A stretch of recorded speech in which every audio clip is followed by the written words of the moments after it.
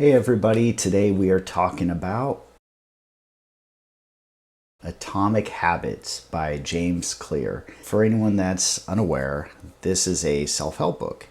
And the premise of this book is making tiny changes that can impact your life.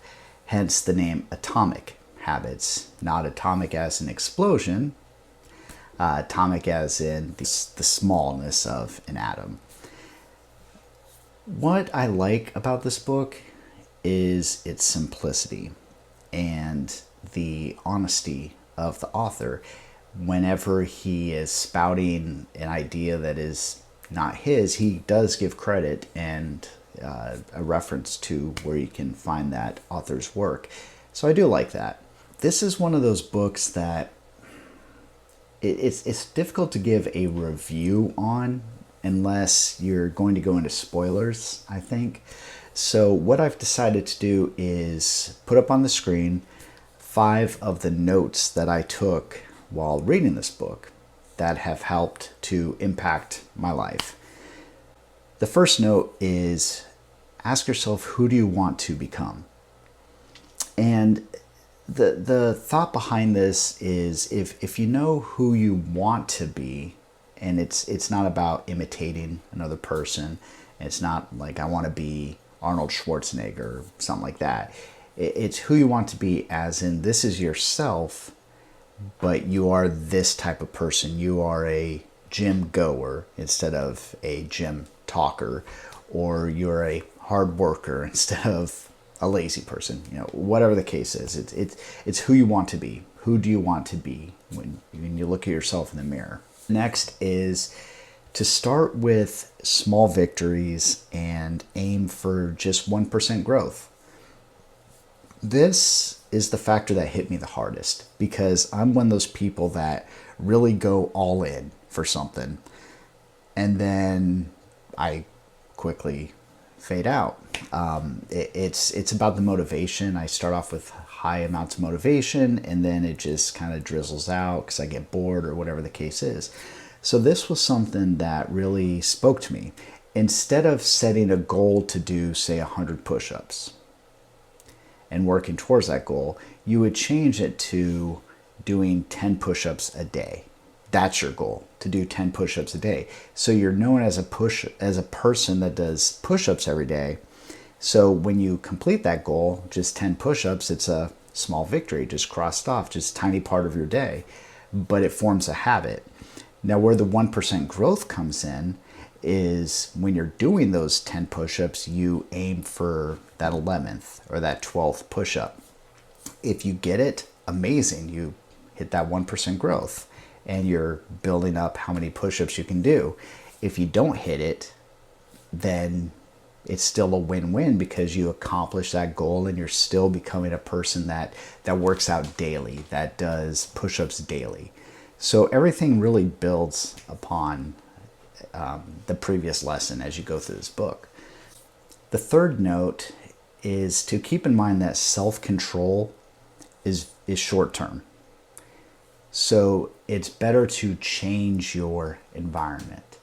So let's say you want to stop playing video games as much as you do, or you're watching too much TV, whatever the case is. So you change your environment. That could be anything from maybe you actually just put your Xbox or PlayStation or Nintendo Switch away, or you just take out the power cord and put that away. So it's not as easy to get into that. You actually have to work for that habit you're trying to break. So you're changing your environment in order to help get those small victories. Or you could go as far as just get rid of the TV in that room. Whatever the case is, this book's really good about helping you to identify your own goals, your own habits that you want to form and habits that you want to break. Number 4 is never miss twice. So let's say you're just having an off day. You know, you're kind of depressed or work was just super stressful, whatever the case is. We've all had those bad days. So you didn't do your push-ups. That happens. Don't beat yourself up. But make sure you do them the next day. So you never make the same mistake twice. You never miss your goal twice. Because what happens is you'll end up falling back into that rut or that bad habit that you were in to begin with. So if you just go into your habit change or habit formation of never missing twice, then it's not the end of the world if you miss it once. You've got that grace. But obviously you don't want to form that bad habit of being somebody that misses their goals, that does not stick with a new habit.